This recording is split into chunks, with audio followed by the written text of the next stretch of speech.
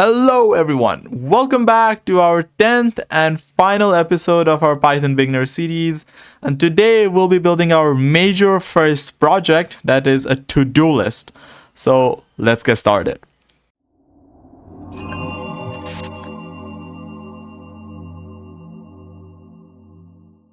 So at first, let me give you guys a generic idea on how are we gonna build this project.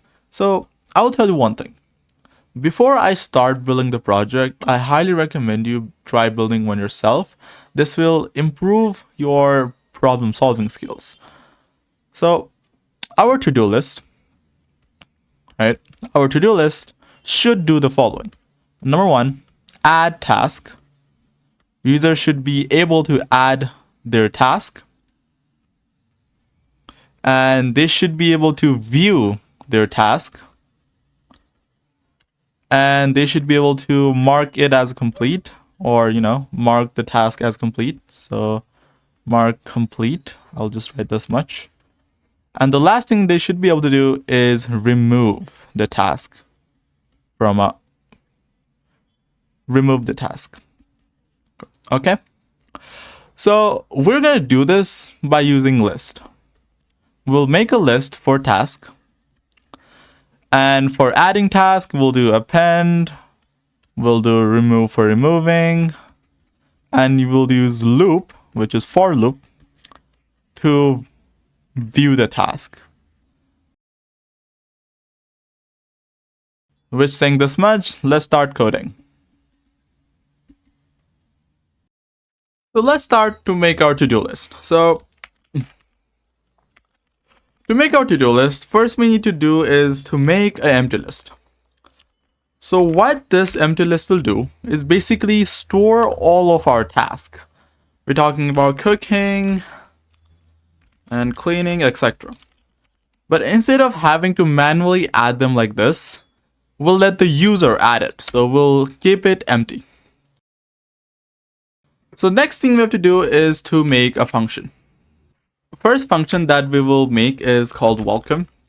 So this function is very straightforward. This function will just welcome the user to our, there'll be a welcome message, welcome to our to-do list.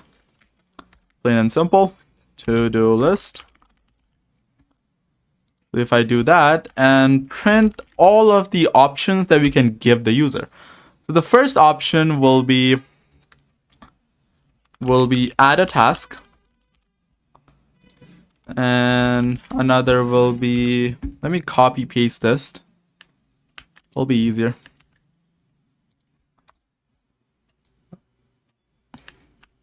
So there'll be a total of 5 options that the user can select.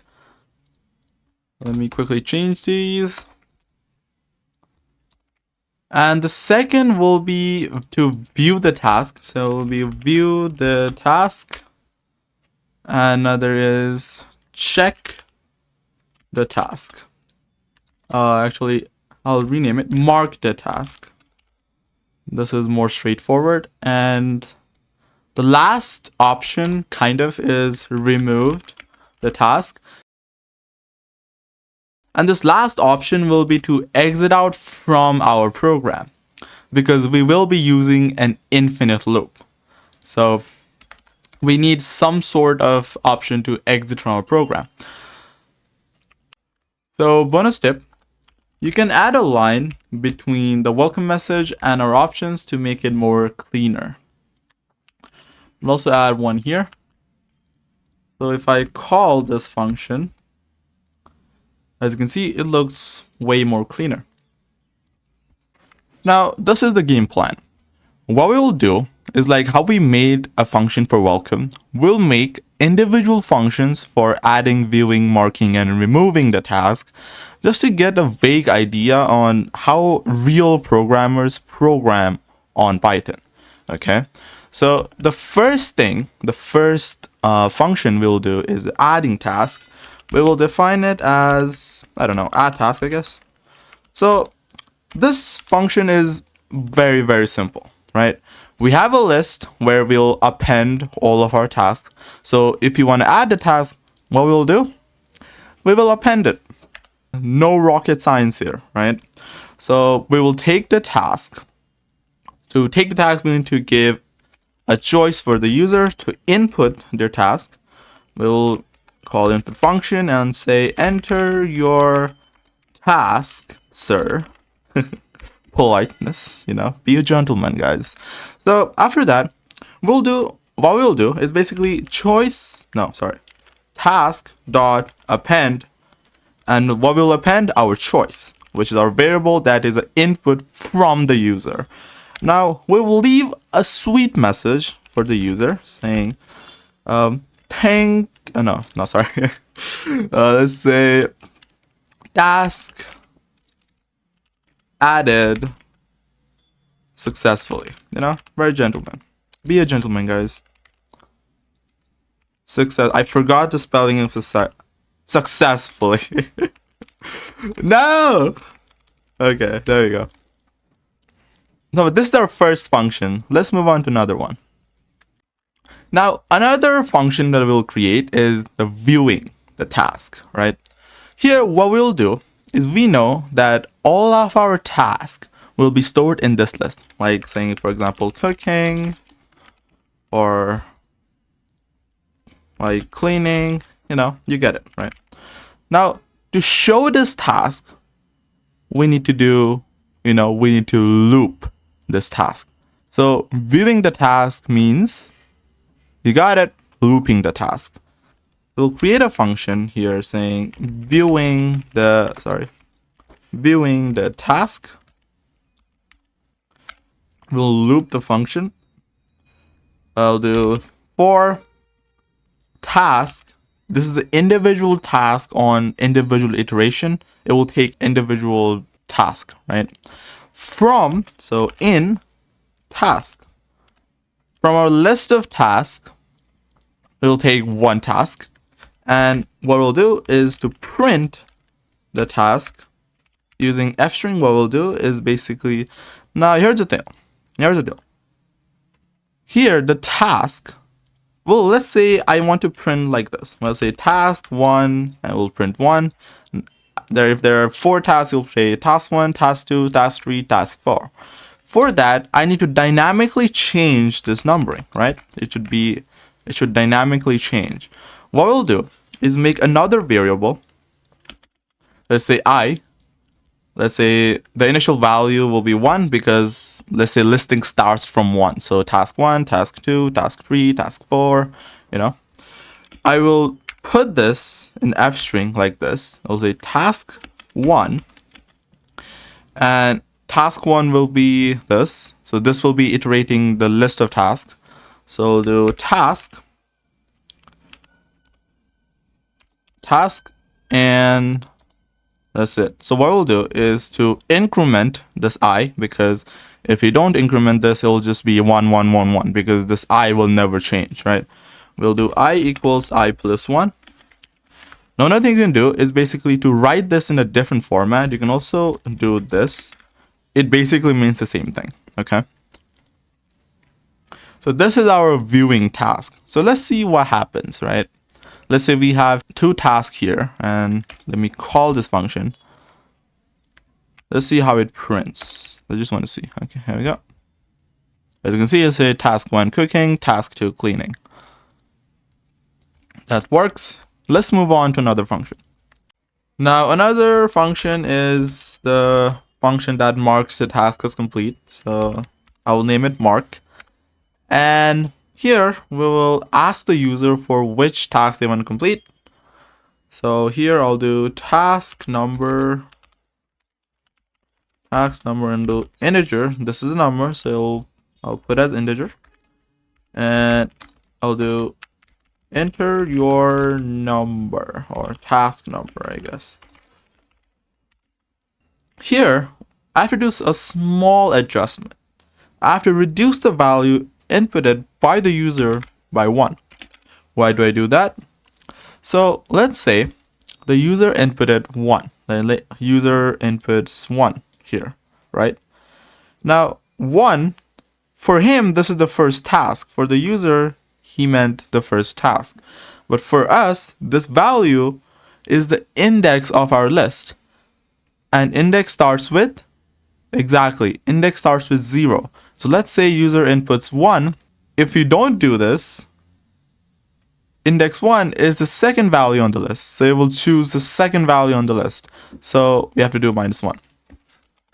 After that, we will do if task number is greater than 0 to make sure the user does not put like negative numbers or even 0 because task number starts with 1.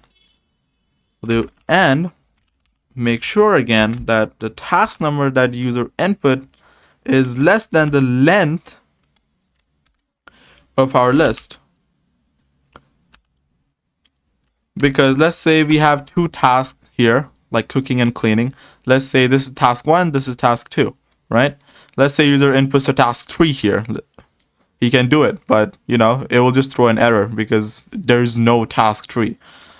To make sure it doesn't happen, we still have to check this condition. And after that, we'll just we'll just do task.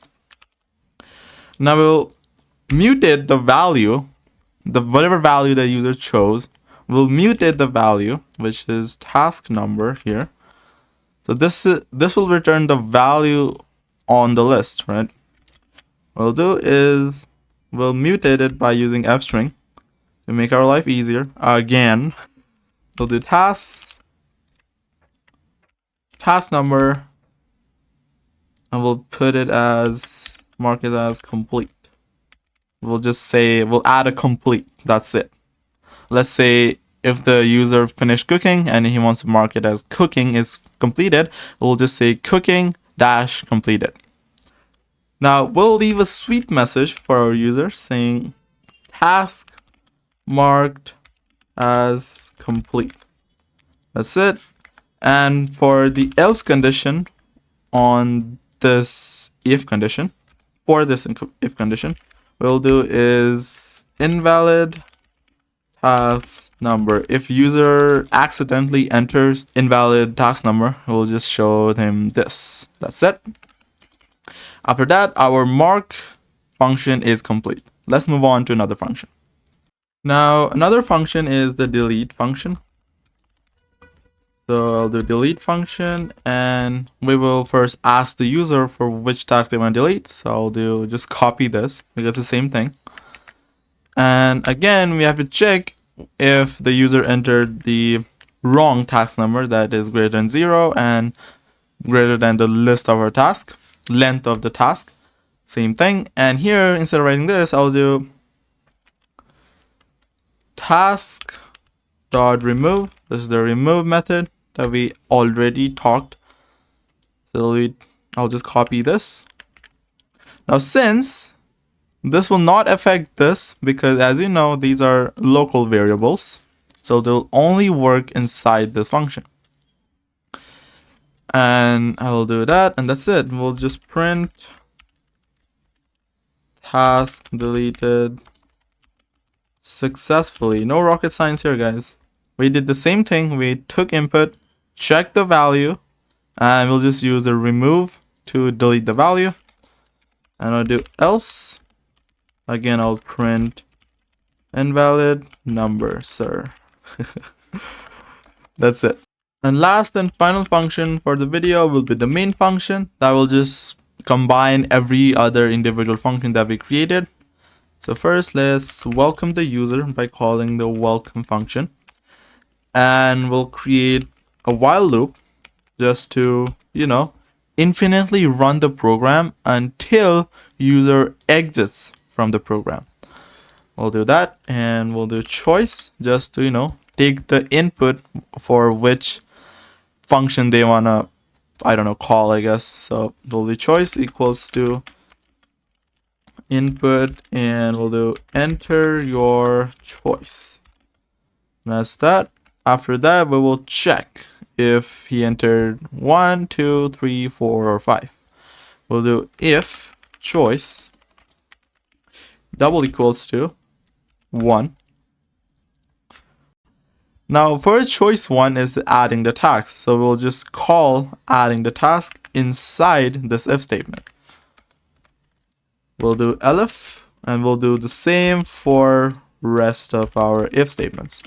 We'll do 2, and we will call the second, so that's viewing the task. So let me copy the name. I'll do that again. So if elif choice is equal to 3, we will call the mark task. We'll call the mark function here, like that. We'll do elif again, choice is equal to 4. We will call the delete function. And if choice is equals to 5, that means user has enough and user wants to exit from our program. What we'll do is we'll print a sweet message here again. We'll do thank you for using the program. There you go. And we'll break from, actually we'll return from the function directly. We will return from this function. If we'll do break, this function will still be running. But if we'll do return, it literally exits from the program. Okay? We'll do return and we'll do else. We'll do print. If he chooses out from these 5 things, it's invalid function. Like it's invalid input, right? So we'll do else invalid input. So what happens is if user accidentally enters the wrong value, it will just loop back to here and again asks the choice. That's what we're trying to create. Okay.